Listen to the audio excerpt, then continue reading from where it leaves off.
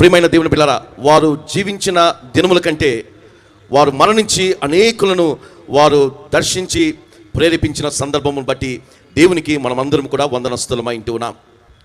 వారి యొక్క రీల్స్ కానీ వీడియోస్ కానీ మనం చూస్తూ ఉంటే ఒక మాట తరచుగా మానకుండా అంటూ ఉంటారు, మై కింగ్ అనే మాటను వారు స్పష్టంగా గట్టిగా వారు ఒక్కానించి ఆ మాటను తెలియజేస్తూ ఉంటారు.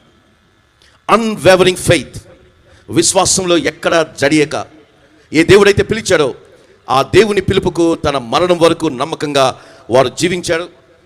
ప్రభుతో నడిచాడు. నడుస్తూ నడుస్తూ ప్రభు సువార్తను లోకానికి వినిపించాడు. అంతేకాకుండా అనేక మంది అనాథ బిడ్డలకు కోవిడ్ టైంలో కొన్ని వందల మందికి వారు సేవ చేసి వారు అందించిన ఆ ప్రేమను బట్టి దేవునికి వందనాలు చెల్లిస్తున్నాం. ఒక కుండ పగిలిపోతే దాని లోపలున్న ఆ మాధుర్యం అనేది బయటకు వస్తుంది. ఒక పర్ఫ్యూమ్ బాటిల్ అనుకోండి, అది పగిలిపోయినప్పుడు ద ఫ్రాగ్రెన్స్ కమ్స్ అవుట్. అందుకనే పువ్వు విరిసి రాలిన దాని పరిమళము నిత్యము నిలిచిపోతుంది.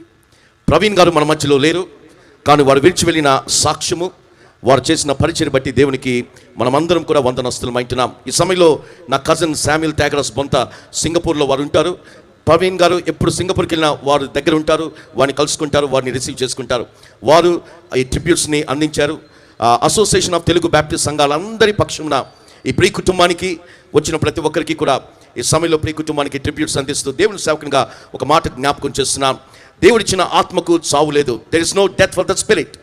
రెండవది, సత్యమునకు చావు లేదు. There is no death for the truth.